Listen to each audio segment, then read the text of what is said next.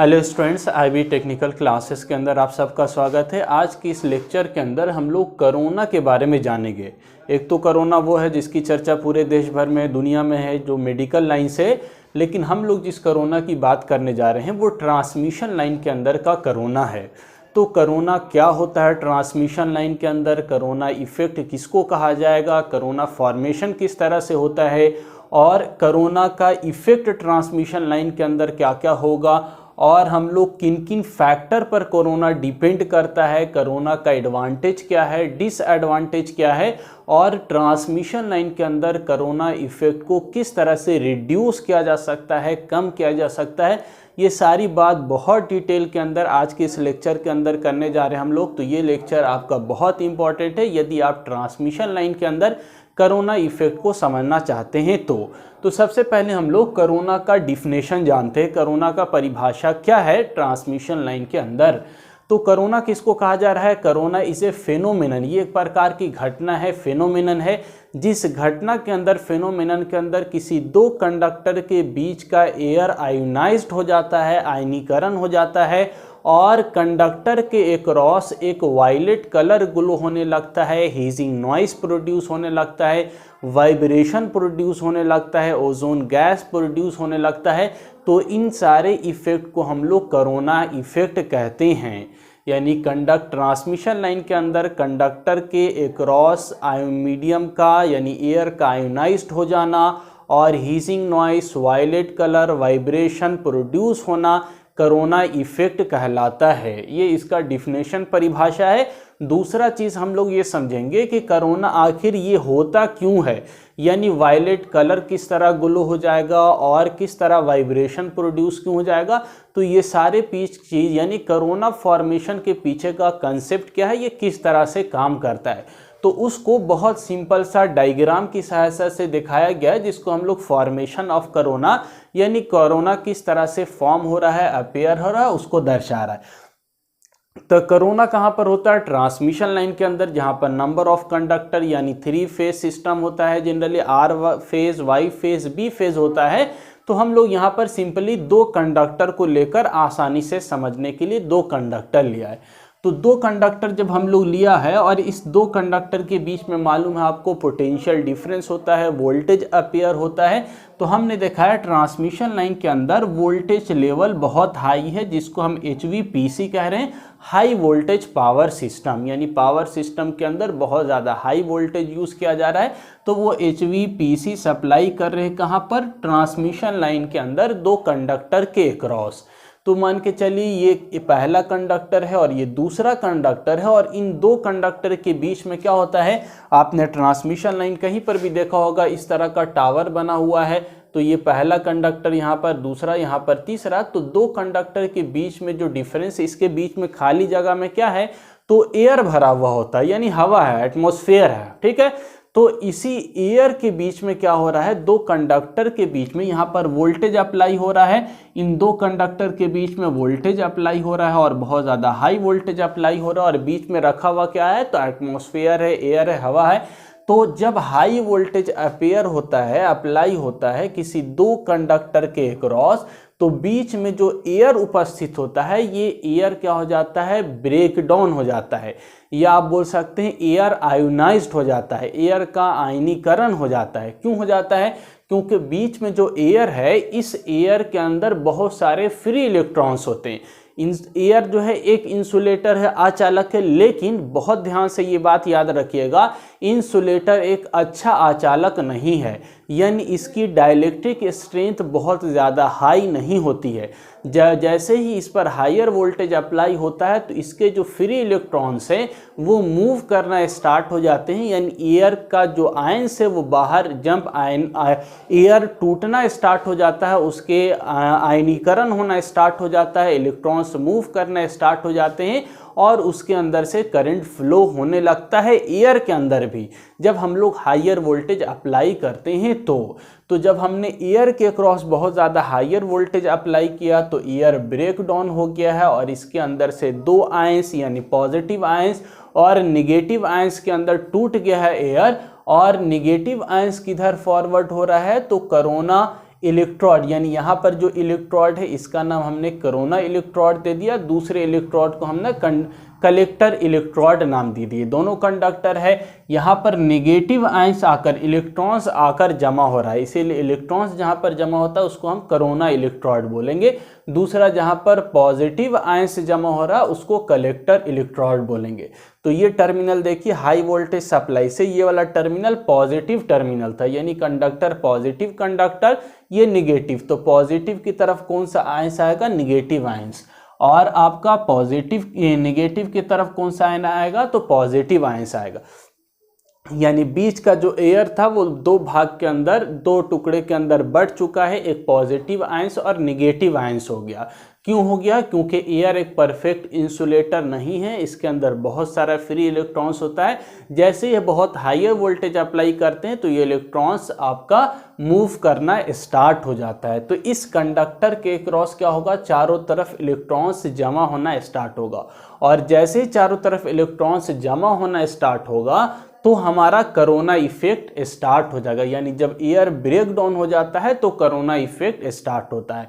Corona effect के अंदर क्या होगा? यहाँ पर जो चारों तरफ एयर है, कंडक्टर के क्रॉस जो चारों तरफ एयर है वो अब क्या हो गया है? आयोनाइज्ड हो गया। यानी अब इलेक्ट्रॉन से जमा हो गया तो ये इलेक्ट्रॉन्स क्या होगा? फ्लो होगा कंडक्टर के साथ एयर के अंदर। तो अभी तक तो करंट कहाँ फ्लो हो रहा था? तो करंट आपका कंडक्टर के अंदर से फ्लो हो रहा था, लेकिन जब यही इलेक्ट्रॉन्स चारों तरफ के एयर से फ्लो होने लगता है तो चूंकि एयर तो परफेक्ट कंडक्टर है नहीं, तो क्या होगा? जब एयर इलेक्ट्रॉन्स आपका चारों तरफ होने लगता है और इसकी वजह से, इलेक्ट्रॉन की वजह से जो एक्युमुलेट हो गया है, जमा हो गया है, कंडक्टर के क्रॉस क्या होने लगेगा? वायलेट कलर ग्लो होने लगेगा, नॉइस प्रोड्यूस होने लगेगा, वाइब्रेशन कंडक्टर के अंदर होने लगेगा, और सबको मिलाकर हम क्या बोलेंगे? कोरोना इफेक्ट हो रहा है। तो कोरोना इफेक्ट मेनली तौर से क्यों होता है? बीच का जो एयर है उसके आयनीकरण की वजह से होता है। दूसरा चीज, सारा का सारा एयर एक साथ आपका ब्रेक या टूटेगा नहीं। मान के चलते एक दो एयर पार्टिकल्स टूट गया है निगेटिव पॉजिटिव आयंस में, तो निगेटिव आयंस है तो वो किधर जाएगा? पॉजिटिव इलेक्ट्रोड की तरफ जाएगा।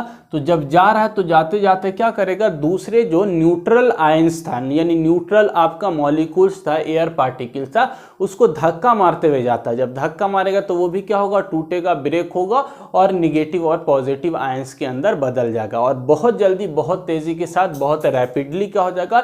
ये पूरा एयर आयनाइज्ड हो जाएगा, यानी निगेटिव और पॉजिटिव आयंस के अंदर टूट जाएगा। ठीक है, तो ये आपका कंप्लीट आयोनाइजेशन से रिलेटेड बात हो गया। जब आप मीडियम आयोनाइज्ड हो जाता है, कंडक्टर के क्रॉस जमा हो जाता है, एक्युमुलेट हो जाता है, तो कंडक्टर के क्रॉस आयंस के जमा होने से एक कलर ग्लो होता है, वाइब्रेशन कंडक्टर के अंदर प्रोड्यूस होता है, ओजोन गैस प्रोड्यूस होता है, हेजिंग नॉइस प्रोड्यूस होता है। इन सारे इफेक्ट को, प्रभाव को मिलाकर हम क्या कहते हैं? कोरोना इफेक्ट कहते हैं। तो ये पहली बात हो गई कोरोना इफेक्ट से रिलेटेड। दूसरा जो हेडिंग दिया हुआ है वो क्या हेडिंग है? यानी कि इफेक्ट ऑफ कोरोना, यानी कोरोना इफेक्ट किनकी, कोरोना इफेक्ट के अंदर क्या, यानी जो चीज़ अभी तक हम आपको बोल रहे थे वही सारा पॉइंट कोरोना इफेक्ट के अंदर लिखा गया। तो पहला चीज़ क्या लिखा गया है? ए वायलेट कलर, क्या होगा? वायलेट कलर ग्लो होगा। कंडक्टर के क्रॉस क्या होगा? एक वायलेट बैगनी कलर प्रोड्यूस होगा कोरोना के अंदर। दूसरा क्या होगा? हीजिंग नॉइस, एक भिनभिनाहट नॉइस प्रोड्यूस होगा, हीजिंग नॉइस। तीसरा क्या होगा? प्रोड्यूस ओजोन गैस, यानी कंडक्टर के क्रॉस ओजोन, एयर है तो एयर किससे मिला हुआ है? गैस से मिलकर बना हुआ है। ये गैस आयोनाइज हो रहा है, टूट रहा है, तो गैस के टूटने से एक नया गैस प्रोड्यूस होता है, ओजोन गैस प्रोड्यूस होगा कोरोना के अंदर। इसके अलावा क्या होगा? Glow is maximum at rough and dirty surface, यानी कंडक्टर में जहाँ जहाँ पर रफ सरफेस है, उखड़ खाबड़ है या डस्ट जमा हुआ है, तो वहाँ पर कोरोना का इफेक्ट, कोरोना का प्रभाव ज़्यादा होता है। इसके अलावा कोरोना में क्या होता है? पावर लॉस, यानी जो इलेक्ट्रिकल एनर्जी आप दे रहे हैं उसकी वजह से क्या हो रहा है? आयंस टूट रहा है और यहाँ पर नॉइस प्रोड्यूस हो रहा है, और क्या हो रहा है? कलर ग्लो हो रहा है। तो ये सब कहाँ से आ रहा है? ये सब तो इलेक्ट्रिकल एनर्जी की वजह से हो रहा है ना। तो इलेक्ट्रिकल एनर्जी क्या हो रहा है? एक्चुअल में इलेक्ट्रिकल एनर्जी आपका नॉइस के अंदर, हीट के अंदर और आपका गैस के अंदर अलग अलग फॉर्म में बदल जा रहा है, तो इलेक्ट्रिकल एनर्जी कन्वर्ट हो रहा है। तो एक प्रकार से जो हमको नहीं चाहिए, यहाँ पर वाइब्रेशन नहीं चाहिए, नॉइस नहीं चाहिए, हमारा वायलेट कलर नहीं चाहिए, जो कि प्रोड्यूस हो रहा है, तो एक प्रकार का क्या हो रहा है, इलेक्ट्रिकल एनर्जी का लॉस हो रहा है, क्षति हो रहा है। जो इलेक्ट्रिकल एनर्जी रिसीविंग इन तक पहुंचना चाहिए, वो एनर्जी पहुंचने से पहले ही अलग अलग फॉर्म में बदल जा रहा है, तो क्या हो रहा है, एक प्रकार का पावर लॉस हो रहा है। तो ये सारा क्या होता है, कोरोना इफेक्ट के अंदर होता है। दूसरा चीज़ अब ध्यान से देखिए, फैक्टर इफेक्टिंग द कोरोना, यानी कोरोना किन किन चीज़ पर डिपेंड करता है, किन किन फैक्टर पर डिपेंड करता है। तो सबसे इम्पॉर्टेंट जो फैक्टर होता है वो एटमॉस्फेयर, यानी यहाँ पर का वातावरण, एटमॉस्फेयर किस तरह का। नॉर्मली जो आपका ड्राई सीजन है, गर्मी का दिन है, मौसम सूखा हुआ, एटमॉस्फेयर अच्छा है, तो उस समय आपको कोरोना देखने को नहीं मिलेगा, यानी कि एयर आपका आयोनाइज नहीं होगा और नॉर्मल एयर आपका एज ए इंसुलेटर काम करेगा। लेकिन जैसे ही क्या हो जाता है, जैसे ही आपका रेनी सीजन होगा, बरसात का दिन होगा, एंड एटमॉस्फेयर खराब होगा, जिसको हम लोग स्टॉर्मी वेदर कहते हैं, तो स्टॉर्मी वेदर के अंदर क्या होगा, आपका जो पार्टिकल्स है, number of free electrons more होते हैं और आपका बहुत आसानी से मीडियम क्या हो जाएगा, आयोनाइज हो जाएगा, टूट जाएगा। और बैड वेदर या मॉइस्चर ज़्यादा है, स्टॉर्मी वेदर है, वर्षा है, नमी है, तो बरसात का दिन है, तो उन सब स्थिति के अंदर यहाँ पर आयोनाइजेशन ज़्यादा होता है, और आयोनाइजेशन ज़्यादा, इसका मतलब कोरोना इफेक्ट बहुत आसानी से अपीयर होगा। तो पहला फैक्टर जिस पर कोरोना डिपेंड करता है वो होता है एटमॉस्फेयर पर, ठीक है। नॉर्मल दिनों में बहुत कम देखने को मिलेगा, रेनी सीजन में और आपका यानी स्टॉर्मी वेदर के अंदर आपको ज़्यादा देखने को मिलेगा। दूसरा चीज़, स्पेसिंग बिटवीन द कंडक्टर, यानी दो कंडक्टर के बीच का स्पेस कितना है, ठीक है। दो कंडक्टर के बीच में स्पेस कितना रखे हुए हैं, ये इंपॉर्टेंट चीज़ है, कोरोना उस पर डिपेंड करता है। यदि आप स्पेस को कम कर दीजिएगा तो क्या होगा, कोरोना आपका जल्दी अपीयर होगा, मीडियम का ब्रेकडाउन ज़्यादा आसानी से होगा। उसके लिए यहाँ पर देखिए, एक एग्जांपल के तौर पर हमने यहाँ पर छोटा सा डायग्राम बनाया हुआ है। ये डायग्राम आपको क्या शो कर रहा है, ये आपका स्पेसिंग शो कर रहा है, यानी अगर 30 kV आपने सप्लाई दिया है और स्पेस कितना रखे हुए 1 सेंटीमीटर, तो कोई दिक्कत नहीं है। लेकिन जैसे ही स्पेस को घटा दीजिएगा, 1 सेंटीमीटर से जैसे ही कम कीजिएगा, तो क्या होगा, मीडियम का ब्रेकडाउन हो जाएगा और इसके बीच में करंट फ्लो होने लगेगा, यानी बीच का जो एयर है वो आयोनाइज्ड हो जाएगा। क्यों हो जाएगा, क्योंकि एयर के अंदर एयर की जो कैपेसिटी है वो कितना है, 30 kV पर सेंटीमीटर डाइलेक्ट्रिक स्ट्रेंथ। तो डाइलेक्ट्रिक स्ट्रेंथ इसका इतना ही, 1 सेंटीमीटर के अंदर कितना सह सकता है ये वोल्टेज, 30 kV।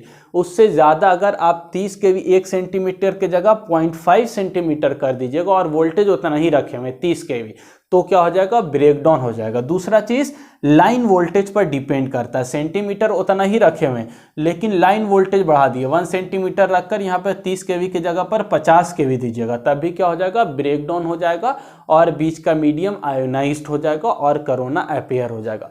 यानी स्पेसिंग पर डिपेंड कर रहा है और साथ ही साथ वोल्टेज पर डिपेंड कर रहा है। स्पेसिंग कम कर दीजिएगा तो भी कोरोना जल्दी अपीयर हो जाएगा, और वोल्टेज को बढ़ा दीजिएगा तब भी कोरोना जल्दी अपीयर हो जाएगा। इसके अलावा कंडक्टर आपका कैसा है, किस तरह का कंडक्टर है, तो रफ सरफेस वाला जो कंडक्टर है, जनरली जो स्टैंडर्ड कंडक्टर होता है, स्टैंडर्ड कंडक्टर आपने पढ़ा होगा, नंबर ऑफ कंडक्टर मिलाकर एक सिंगल कंडक्टर बनाते हैं फ्लेक्सिबिलिटी बढ़ाने के लिए, स्किन इफेक्ट कम करने के लिए। तो उस कंडक्टर के अंदर कोरोना इफेक्ट बहुत आसानी से जल्दी हो गया as compare to the solid conductor. Solid conductor का सरफेस चारों तरफ से स्मूथ होता है और बीच में जो है खाली जगह बहुत कम होता है, लेकिन स्टैंडर्ड कंडक्टर देखिए रफ सरफेस के अंदर खाली जगह बहुत होता है, यानी एयर पार्टिकल अंदर जा सकता है, डस्ट अंदर जा सकता है, तो उसकी वजह से क्या होता है, एयर का जो ब्रेक डाउन स्ट्रेंथ है वो कम होगा और एयर आसानी से ब्रेक डाउन होगा। तो रफ सरफेस के अंदर कोरोना इफेक्ट आसानी से जल्दी अपीयर होता है as compare to the solid conductor. दूसरा डायमेंशन, एरिया कितना है, एरिया कम रखिएगा, आपका डायमीटर कम रखिएगा तो भी कोरोना जल्दी अपीयर होगा। डायमीटर ज़्यादा होगा, करंट कैपेसिटी ज़्यादा होगी तो कोरोना आपका देर से अपीयर होगा, जल्दी अपीयर नहीं होगा। तो ये सारी बात हम लोग बेसिक बात किया, यानी कोरोना से रिलेटेड, कोरोना का परिभाषा, कोरोना फॉर्मेशन, कोरोना का इफेक्ट क्या है और कोरोना किन किन चीज़ पर डिपेंड करता है। अब शॉर्ट के अंदर यहाँ पर हमने लिखा है कोरोना का एडवांटेज क्या है और डिसएडवांटेज क्या है। तो पहले आपका एडवांटेज लिखा गया है, कोरोना देखने में तो सिर्फ अभी डिसएडवांटेज ही आपको दिख रहा होगा, लेकिन एक दो एडवांटेज भी है। क्या है एडवांटेज? तो डायमीटर ऑफ कंडक्टर इंक्रीजेस। अगर मान के चलिए ये कंडक्टर था और इस कंडक्टर के क्रॉस क्या हो गया है, कोरोना अपीयर हो गया। तो जब कोरोना अपीयर होगा तो क्या होगा, इलेक्ट्रॉन से जमा हो रहा है, इलेक्ट्रॉन सारा जमा हो रहा है, तो एयर यानी इलेक्ट्रॉन से जमा हो रहा है, किसका इलेक्ट्रॉन्स? एयर का इलेक्ट्रॉन्स। तो एक तो आपका कॉपर का या एल्युमिनियम का कंडक्टर, उसका इलेक्ट्रॉन फ्लो होगा, करंट फ्लो होगा, दूसरा एयर भी करंट फ्लो कर रहा है। तो ओवरऑल अगर इफेक्टिव देखिएगा, इफेक्टिव कंडक्टर कितना है, तो कंडक्टर यानी करंट जो फ्लो हो रहा है वो कंडक्टर से भी हो रहा है और साथ ही साथ एयर से भी हो रहा है। तो total cross section area of conductor क्या हो गया, इफेक्टिव एरिया बढ़ गया है। तो ये एक एडवांटेज है इसका कि एरिया आपका क्या हो जाता है, जहां से करंट फ्लो होना है वो एरिया बढ़ जाता है, जिसकी वजह से क्या होगा, diameter of conductor increases and reduce the electrostatic stress between the conductor. अब इसकी कैपेसिटी क्षमता बढ़ गई है तो वोल्टेज का जो प्रभाव है, इलेक्ट्रोस्टैटिक इफेक्ट है, प्रभाव है, स्ट्रेस जो होगा वो घट जाएगा, क्योंकि कंडक्टर का डायमीटर बढ़ गया है। कंडक्टर भी करंट कैरी कर रहा है, इसके अलावा आपका एयर भी कैरी कर रहा है, तो ओवरऑल उसका एरिया क्या हो गया, बढ़ गया है। तो वोल्टेज का इलेक्ट्रोस्टैटिक स्ट्रेस उस पर कम लगता है, ये पहला एडवांटेज। दूसरा, reduce the effect of transient produce by the surge, यानी वोल्टेज अगर स्विचिंग सर्ज हो रहा है या और किसी वजह से सर्ज प्रोड्यूस हो रहा है, वोल्टेज लेवल बढ़ रहा है, तो अब इसका डाय बढ़ने की वजह से, इसकी कैपेसिटी बढ़ने की वजह से इस ट्रांजिएंट वोल्टेज को सहने का क्षमता इस कंडक्टर के अंदर, यानी जहां पर कोरोना अपीयर है उसके अंदर ज़्यादा हो जाएगा as compare to the normal conductor, क्योंकि नॉर्मल कंडक्टर में तो एरिया कम है और इसका एरिया बढ़ चुका है कोरोना की वजह से, तो इसकी क्षमता, इसकी कैपेसिटी ट्रांजिएंट वोल्टेज को या ट्रांजिएंट सर्ज को अपने अंदर सहने का क्षमता इसके अंदर बढ़ जाता है, इसकी यानी इसके अंदर कैपेसिटी इंक्रीज हो जाती है। तो दो फायदा, एक एरिया इसका बढ़ जाएगा जिससे वोल्टेज स्ट्रेस घटेगा, दूसरा इसके अंदर ट्रांजिएंट सर्ज को सहने की क्षमता इंक्रीज हो जाती है। लेकिन ज़्यादा आपका जो प्रॉब्लम है वो डिसएडवांटेज, क्योंकि डिसएडवांटेज ज़्यादा है। क्या डिसएडवांटेज है? तो सबसे पहला जो डिसएडवांटेज है वो पावर लॉस है, यानी इस एनर्जी को हम लोग इलेक्ट्रिकल पावर को कहाँ किस लिए भेज रहे थे, सेंडिंग इससे रिसीविंग इन तक भेज रहे थे, किस लिए, ताकि उससे हम लोग इलेक्ट्रिकल उपकरण के अंदर उसका उपयोग कर पाएँ। लेकिन ये इलेक्ट्रिकल एनर्जी क्या हो रहा है, आपका नॉइस के अंदर, हीजिंग नॉइस के अंदर और आपका वायलेट कलर के अंदर, वाइब्रेशन के अंदर, इन सब चीज़ के अंदर ट्रांसफ़र हो जा रहा है। तो एक प्रकार से आपका पावर का क्या हो रहा है, पावर लॉस हो रहा है। ठीक है, इलेक्ट्रिकल एनर्जी का लॉस हो रहा है, पावर लॉस हो रहा है ना। जाते जाते जितना सेंड कर रहे थे उतना रिसीविंग एंड तक नहीं पहुंच पाएगा, क्योंकि इलेक्ट्रिकल एनर्जी की क्षति हो रही है, पावर आपका लॉस हो रहा है। तो जब पावर लॉस होगा तो इफिशियंसी क्या होगी, बढ़ेगी या घटेगी? ऑब्वियस है कि इफिशियंसी आपकी क्या होगी, रिड्यूस होगी। इनपुट भेज रहे थे ज़्यादा लेकिन आउटपुट रिसीविंग इन पर मिल नहीं पा रहा होता ना, तो इफिशियंसी, इसकी दक्षता घट जाएगी। यानी कि एक ही पॉइंट के अंदर दो डिसएडवांटेज, पावर लॉस हो रहा है और उसकी वजह से इफिशियंसी घट रही है। दूसरा, ओजोन प्रोड्यूस होगा, यानी ओजोन गैस प्रोड्यूस होगा, किसके क्रॉस, कंडक्टर के अक्रॉस। ठीक है, मीडियम के आयोनाइज हो जाने की वजह से, एयर के टूटने की वजह से केमिकल रिएक्शन भी होगा और ओजोन गैस प्रोड्यूस होगा।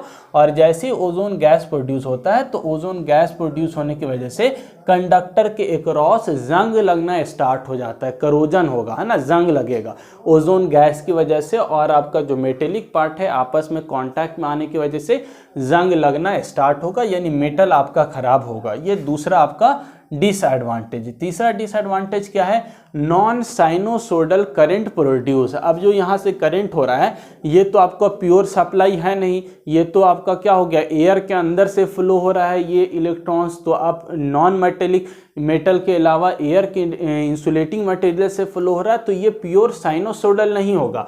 जब प्योर साइनोसोडल नहीं होगा तो इसकी वजह से जो वोल्टेज ड्रॉप होगा कंडक्टर के अक्रॉस वो भी साइनोसोडल नहीं होगा। तो लिखा गया non sinusoidal current produce and non sinusoidal voltage drop occur. कहाँ पर, तो कंडक्टर के अंदर।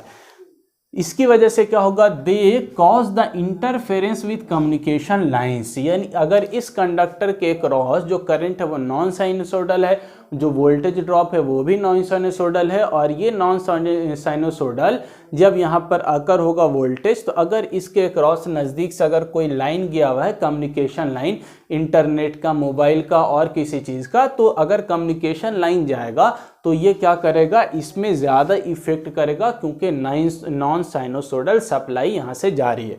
तो आपका इंटरफेरेंस यानी हस्तक्षेप, उसके अंदर कुछ लिंकेज होगा और वहाँ पर इंटरफेरेंस जो सिग्नल जा रहा है इंटरनेट का उसके अंदर प्रॉब्लम क्रिएट करेगा यदि आपका कोरोना अपीयर होता है तो। यानी कोरोना इफेक्ट की वजह से कम्युनिकेशन के अंदर इंटरफेरेंस बढ़ जाता है और ये कम्युनिकेशन के अंदर प्रॉब्लम क्रिएट होने लगेगा। तो ये सारी बात होगी, और मेन जो टॉपिक हम लोग को समझना है वो क्या है, method of reducing corona effect. यानी ये तो सारा लॉस है, इतना डिसएडवांटेज ज़्यादा है, हमको नहीं चाहिए। एक अनवांटेड चीज़ है, पावर लॉस हो रहा है, एफिशिएंसी रिड्यूस हो रही है, तो उसके लिए हम लोग क्या करेंगे, तो मेथड ऑफ रिड्यूसिंग कोरोना यानी कोरोना इफेक्ट को कम किस तरह से किया जा सकता है। तो बहुत आसान पॉइंट है। तो पहला चीज़ क्या करना होगा आपको, by increasing the spacing between the conductor, यानी कंडक्टर के क्रॉस स्पेस को बढ़ाना होगा। तो हम क्या करेंगे, इस कंडक्टर को स्पेस को बढ़ा देंगे तो कोरोना इफेक्ट कम होगा। ठीक है, जितना बढ़ाते जाएंगे, यानी एक आर फेज लगा हुआ है तो वाई फेज आपका दूर रखेंगे, वाई से बी फेज दूर रखेंगे। तो जितना ज़्यादा दो फेज के बीच में स्पेसिंग होगी कोरोना इफेक्ट उतना कम होगा। लेकिन इसका लिमिटेशन है, क्योंकि हम दो पोल के बीच में यानी दो कंडक्टर के बीच में बढ़ाना है तो क्रॉस आर्म को बहुत दूर दूर पर रखना पड़ेगा, पोल का हाइट को थोड़ा बड़ा करना पड़ेगा, तो कॉस्ट इसमें बढ़ जाता है। ठीक है, तो इसे आपका हम लोग बढ़ा सकते हैं लेकिन एक सर्टेन लिमिट तक, ऐसा नहीं कि बहुत ज़्यादा हम लोग अंतर कर सकते हैं, क्योंकि उसकी वजह से फिर टावर का कॉस्ट बढ़ेगा। तो पहला चीज़ हम लोग स्पेसिंग बिटवीन द कंडक्टर करके क्या कर सकते हैं, कोरोना इफेक्ट को रिड्यूस कर सकते हैं। दूसरा, by increasing the conductor size, conductor के साइज को बढ़ाकर, करंट कैरिंग कैपेसिटी को बढ़ाकर हम कोरोना इफेक्ट को रिड्यूस कर सकते हैं, उसके क्रॉस सेक्शन एरिया को बढ़ाकर। तीसरा चीज़ क्या है, by using the bundle conductor, bundle conductor का उपयोग करके भी हम क्या कर सकते हैं, कोरोना के इफेक्ट को घटा सकते हैं। बंडल कंडक्टर क्या है, तो आपने पहले ही पढ़ा होगा, हमने स्टार्टिंग में पढ़ाया है जब इससे हम लोग टाइप ऑफ कंडक्टर की बात कर रहे थे। तो जब पर face number of conductor use किया जाता है तो इसी को हम लोग क्या कहते हैं, बंडल कंडक्टर। तो अगर हम लोग यानी एक फेस के लिए हम लोग 4 कंडक्टर 5 कंडक्टर यूज़ करते हैं, डिपेंड करता है कितनी रेटिंग की है। तो यहाँ पर अगर मान के चलिए ये आर फेस के लिए है, ये वाई फेस के लिए, बी फेस के लिए, तो ईच फेस के लिए जब नंबर ऑफ कंडक्टर कितना यूज़ करें, एक फेस के लिए 4 कंडक्टर यूज़ करें, आर के लिए भी 4, वाई के लिए भी 4 और बी के लिए भी 4, जब पर फेस हम लोग नंबर ऑफ कंडक्टर यूज़ करते हैं तो उसी को क्या कहते हैं, बंडल कंडक्टर। अब बंडल कंडक्टर यूज़ करने से क्या होगा, आपका कोरोना इफेक्ट कम होगा। जनरली 345 kV 345 kV से एबव अगर हम जाते हैं तो हम लोग को बंडल कंडक्टर यूज़ करना पड़ता है। अगर नॉर्मल सिंगल कंडक्टर यूज़ कीजिएगा तो सिंगल कंडक्टर यूज़ कीजिएगा तो कोरोना इफेक्ट वहाँ पर ज़्यादा होगा। तो उसको रिड्यूस करने के लिए, कोरोना इफेक्ट को कम करने के लिए 345 kV से एबव वोल्टेज पर हम क्या करेंगे, बंडल कंडक्टर का उपयोग करेंगे। बंडल कंडक्टर में क्या है, पर फेस के लिए नंबर ऑफ कंडक्टर यूज़ करते हैं। तो जब पर face number of conductor use कीजिएगा तो देखिए एक की जगह पर 4 कंडक्टर यूज़ हो रहा है, तो करंट कैरिंग कैपेसिटी क्या हो जाएगी, करंट ढोने की कैपेसिटी क्षमता इस कंडक्टर की बढ़ जाएगी as compare to single conductor. ठीक है, सिंगल कंडक्टर की तुलना में चार्जर कंडक्टर से अब करंट पास होगा तो करंट कैरिंग कैपेसिटी बढ़ जाएगी। दूसरा, यहाँ पर जो इसका इफेक्टिव एरिया है, यानी इसके तुलना में अगर इस देखिएगा तो चारों तरफ कम है, लेकिन यहाँ पर देखिए एरिया बढ़ गया, यहाँ पर भी इसको एयर मिलेगा, यहाँ पर भी एयर मिलेगा, यहाँ पर भी एयर, यहाँ पर भी एयर, यानी एयर का जो इफेक्ट है यानी कूलिंग इफेक्ट इसके अंदर ज़्यादा होगा। ये जल्दी थोड़ा गर्म हो जाएगा, देर से गर्म होगा, और हवा जितना ज़्यादा देर से गर्म होगा यानी कूल रहेगा, ठंडा रहेगा, वो आसानी से टूटेगा नहीं, आयोनाइज नहीं होगा। तो ठंडा अगर रहता है यानी आपका कूलिंग इफेक्ट होगा तो आसानी से ये ब्रेक नहीं होगा, टूटेगा नहीं, और आपका कोरोना इफेक्ट जल्दी अपेयर नहीं होगा। तो करंट कैरिंग कैपेसिटी बढ़ जाती है, इफेक्टिव एरिया बढ़ जाता है, कूलिंग इफेक्ट होता है, जिसकी वजह से आपका दो फेस के बीच में आयोनाइजेशन की समस्या कम हो जाएगी और कोरोना इफेक्ट रिड्यूस हो जाएगा। तो ये सेकंड होता है, बाय यूजिंग बंडल कंडक्टर हम लोग कोरोना इफेक्ट को कम कर सकते हैं। चौथा, by eliminating the sharp turning, ऐसे जा रहे थे ट्रांसमिशन सर्टेन 90 डिग्री पर मोड़ दिया, तो इसकी वजह से यहाँ पर कोरोना इफेक्ट की पॉसिबिलिटी ज़्यादा बढ़ जाती है। तो आपको क्या करना होगा, इलिमिनेटिंग शार्प टर्निंग, यानी बहुत ज़्यादा तेज़ तीखा मोड़ आपको नहीं बनाना है, हल्का सा बेंडिंग, हमको इधर जाना तो थोड़ा सा इधर से कर्व टाइप का इधर टावर लगाना है, इस तरह से कि बहुत शार्प टर्निंग नहीं हो। तो शार्प टर्निंग रिड्यूस कीजिएगा तो आपका कोरोना इफेक्ट कम होगा। इसके अलावा जो सबसे इंपॉर्टेंट फैक्टर होता है जिससे कोरोना को हम लोग रिड्यूस करते हैं वो कोरोना रिंग होता है। तो यहाँ पर हमने देखा है नंबर ऑफ इंसुलेटर लगा हुआ है, नीचे कंडक्टर लगा हुआ है, तो इस कंडक्टर और इंसुलेटर के बीच में इस तरह का कोई हम लोग गोल या सर्कुलर अलग अलग शेप का अलग अलग कंपनी बनाता है, तो हम लोग इस तरह का चौड़ा ऐसा एक रिंग बना देंगे। कुछ टेढ़ा कुबड़ा भी हो सकता है यानी गोल भी हो सकता है, थोड़ा सिलेंडर टाइप का या इस तरह का भी हो सकता है, अलग अलग शेप का बना सकते हैं। क्यों बनाया जाएगा ये रिंग, तो इसलिए रिंग बनाएंगे ताकि जो कंडक्टर के अक्रॉस करंट आ रहा है इसका एरिया को वाइडर कर दिया जाए, चौड़ा कर दिया जाए। जब चौड़ा हो जाएगा तो जो चार्जेस आ रहा है आयोनाइज अगर हो भी गया तो ये क्या कर देगा, उसको फैला देगा, है ना, और जैसे ही एरिया फैल जाएगा उस पर हवा का प्रभाव यानी ठंडा हवा उस पर ज़्यादा लगेगा तो आपका क्या होगा, एरिया को फैलाने के लिए, चार्जेस को डिस्ट्रीब्यूट करने के लिए, बांटने के लिए हम लोग क्या करते हैं, कोरोना रिंग का उपयोग करते हैं। और कोरोना रिंग जैसे ही होगा तो क्या होगा, आपका कोरोना इफेक्ट कम हो जाएगा। यानी कोई पार्टिकल मान के चलिए बहुत हॉट था, टूटने वाला था, आ गया कोरोना रिंग के पास, वो जल्दी से क्या कर दिया, उसको बांट के चारों तरफ फैला दिया, उसके बाद बाकी सारा तरफ क्या है आपका कूल एयर, तो वो क्या होगा, आपका कोरोना जो इफेक्ट है वो रिड्यूस हो जाएगा। ठीक है, तो यहाँ पर कोरोना इफेक्ट को रिड्यूस करने के लिए हम लोग क्या करते हैं, एक रिंग का उपयोग करते हैं, जिस रिंग की सहायता से चार्ज को डिस्ट्रीब्यूट कर दिया जाता है, बांट दिया जाता है, और इसके अक्रॉस कूलिंग, इसका वाइडर एरिया होने की वजह से कूलिंग इफेक्ट ज़्यादा होता है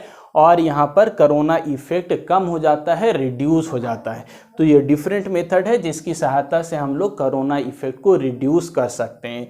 तो आई होप आपको बहुत सारी चीज़ आज कोरोना से रिलेटेड मालूम चल गई हो कि कोरोना क्या है, कोरोना का फॉर्मेशन किस तरह से होगा, इफेक्ट ऑफ कोरोना क्या है, फैक्टर किस किस चीज़ पर कोरोना डिपेंड करता है, एडवांटेज क्या है, डिसएडवांटेज क्या, और कोरोना को किस तरह से रिड्यूस कर सकते हैं। आई होप आपको बहुत अच्छे से क्लियर हुआ होगा। इसके अलावा यदि आपको कोई डाउट आता है तो हमारे नंबर पर मैसेज करके हमसे पूछ सकते हैं। आज के लिए इतना ही, थैंक यू।